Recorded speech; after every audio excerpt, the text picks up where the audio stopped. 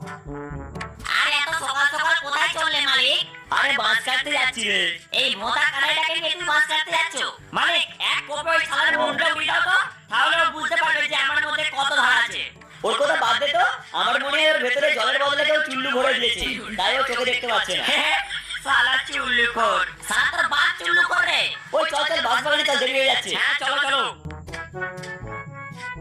এ খোকা, তোমার বাড়িতে কি পায়খানা টায়খানা নেই নাকি যে তুমি একদম বাঁশ বাগানে হাঁটতে চলে এসছো?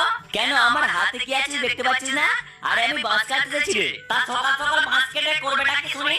কেন, বাঁশ কেটে লোক কি করে তুই জানিস না নাকি? হ্যাঁ জানি তো, কিন্তু কিছু কিছু লোক তো আবার পেছনে দেওয়ার জন্য ব্যবহার করে। আরে আমি আর কি লোকের পেছনে বাঁশ দেবো? সালা লোক তো আমার পেছনেই বাঁশ দিয়ে চলে যায়। আচ্ছা আচ্ছা, কাঁদতে হবে না, ওই পাশের আছলা মাছটাকে কেটে নিয়ে ঘরে চলে যাও। ঠিক আছে দাদা, আমি তাহলে এই বাঁশটা কেটে নিচ্ছি। হ্যাঁ? ও বাবা গো, এই লোকটা তো পুরো আমার সেইখানে কোপ মেরে দিল গো।